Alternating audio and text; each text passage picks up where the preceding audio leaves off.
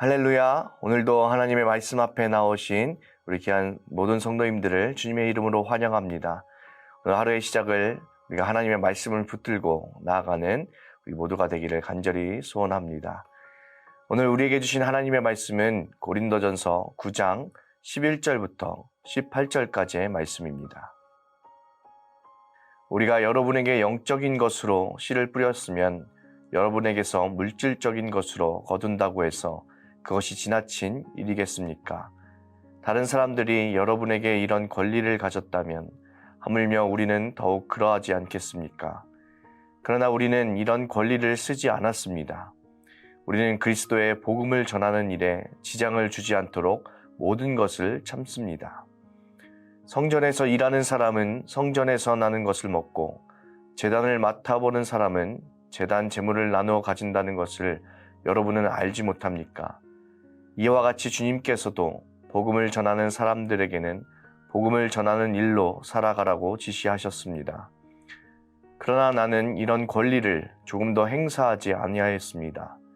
또 나에게 그렇게 하여 달라고 이 말을 쓰는 것도 아닙니다. 그렇게 하느니 차라리 내가 죽는 편이 낫겠습니다.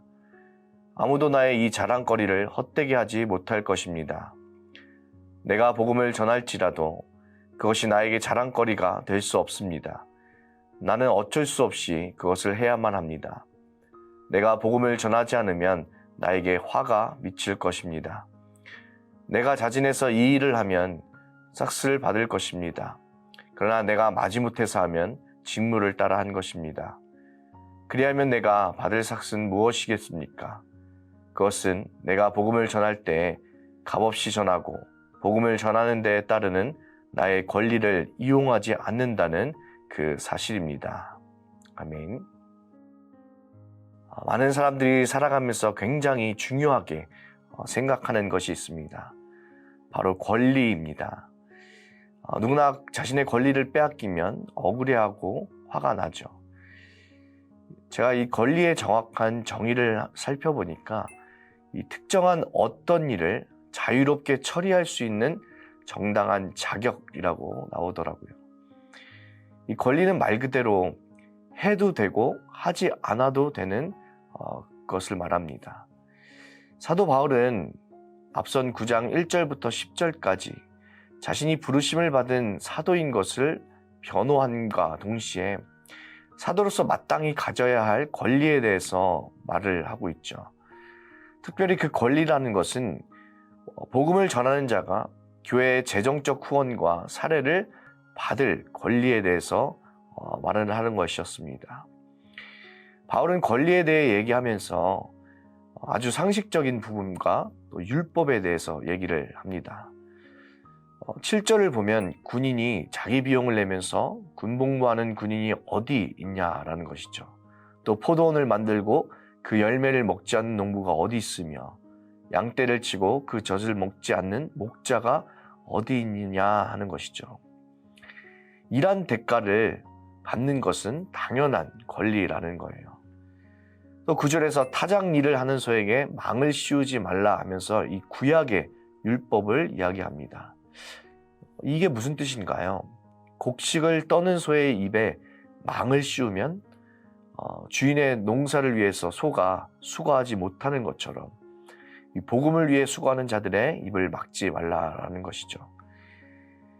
이 자꾸 바울의 사도직을 부정하니까 바울은 자신이 지금까지 수고해서 열심히 전한 복음까지 가짜가 될까 염려하면서 이렇게 얘기한 것입니다. 바울이 9장에서 계속 자신의 사도직에 대해서 변호하고 이렇게 자기의 권리에 대해서 이야기하는 이유는 바로 복음 때문입니다. 자신이 사도로서 사례를 받을 권리는 있지만 그 권리를 포기하는 이유는 바로 복음 때문이라는 거예요. 이 복음이 전파되는데 아무런 장애가 없게 하기 위해서 오늘 보면 15절에 나온 것처럼 나는 이런 권리를 조금 더 행사하지 아니하였다 이렇게 말합니다. 바울이 이 말을 한 이유가 무엇인가요? 당시 바울의 사도적 권위를 흔들고 바울에 대해서 수군거리는 사람들이 있었습니다.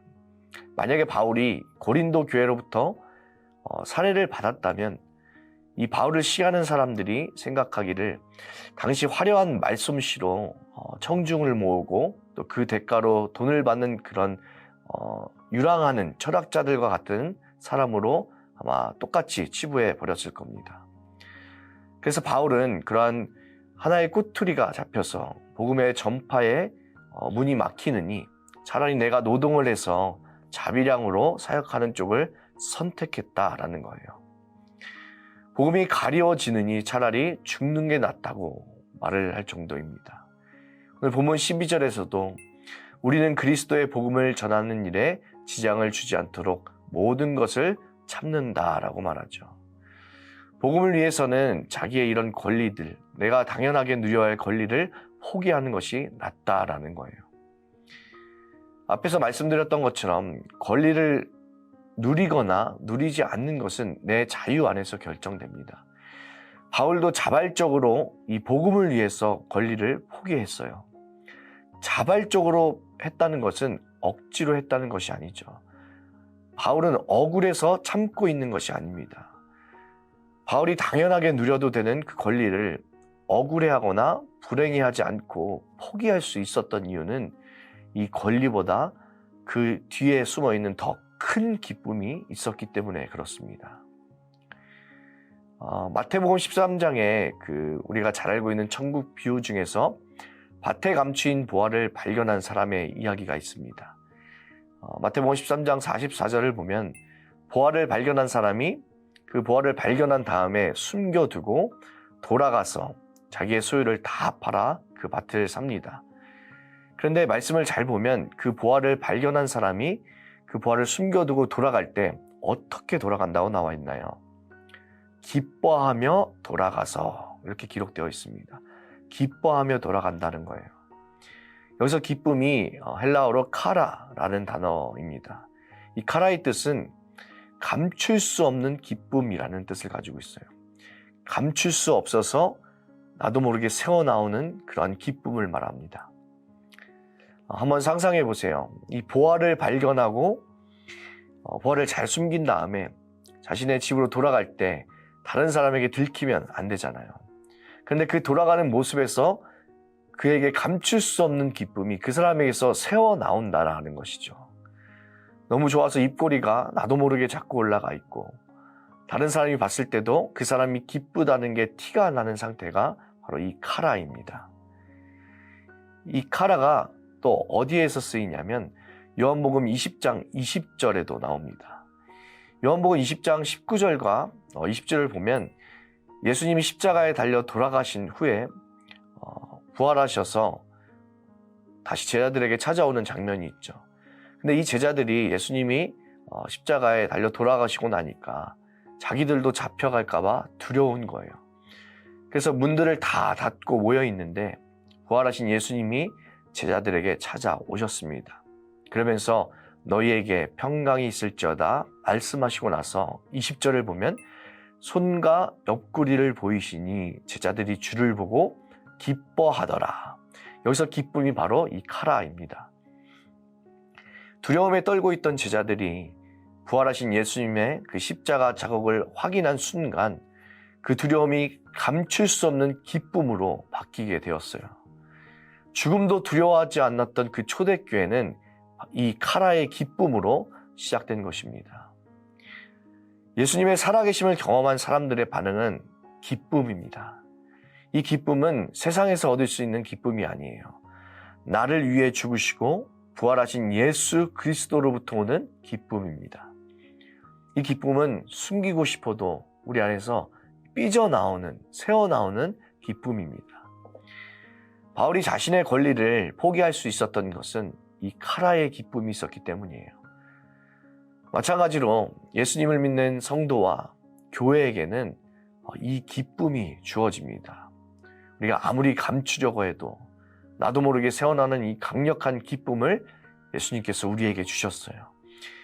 이 기쁨이 우리에게 있기 때문에 복음을 위해서 사도 바울의 고백처럼 다른 어떤 것들을 다 배설물로 여길 수가 있다라는 것이죠. 우리가 교회 봉사나 헌신을 할 때 억지로 하지 않잖아요. 내 안에 예수님이 계시기에 이 감출 수 없는 기쁨으로 우리가 헌신하는 것입니다. 하나님의 일은 이 기쁨이 없으면 할 수 없습니다. 우리가 하는 척은 할 수 있죠. 그런데 그것은 오래 가지 못합니다. 하나님의 일은 내가 하고 싶다고 해서 할 수 있는 것이 아닙니다. 내 안에 이 감출 수 없는 기쁨이 주어져야 우리가 되어지는 것이죠. 사랑하는 성도 여러분, 우리에게 이 복음의 기쁨이 회복되길 간절히 소원합니다. 예수님으로 인한 이 기쁨이 우리 안에 또 교회 안에 회복되기를 간절히 원합니다.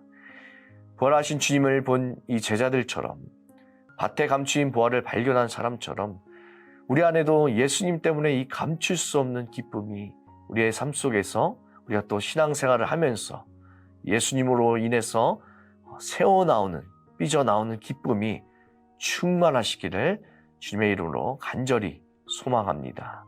함께 기도하겠습니다. 아버지 하나님 감사합니다. 우리를 자녀 삼아 주셔서 우리에게 복음의 기쁨을 알게 하시니 감사를 드립니다. 아버지 하나님, 우리가 그 기쁨을 아는 지식에 그치지 않고 우리가 그 기쁨을 누리며 살기를 원합니다. 우리 안에 그 감출 수 없는 기쁨이 회복되게 하여 주시옵소서. 예수님으로 인한 그 감출 수 없는 기쁨이 넘치게 하셔서 모든 성도들의 삶 가운데 그 새어나오는 기쁨으로 복음이 드러나게 하여 주시옵소서. 우리의 헌신이 의무가 되지 않게 하시고 또 기쁨으로 헌신되어지는 은혜를 더하여 주시기를 간절히 원합니다. 아버지 하나님, 오늘도 우리의 몸과 또 마음이 지쳐 주님을 붙들고 있는 영혼들을 기억하여 주시기를 원합니다. 아버지 하나님, 그 영혼들을 기억하여 주셔서 주님께서 사랑하시는 그 영혼들에게 세상이 줄 수 없는 평안과 감출 수 없는 기쁨으로 살아갈 수 있도록 은혜 위에 은혜를 더하여 주시옵소서. 감사드리며 우리 주 예수 그리스도의 이름으로 기도드립니다. 아멘.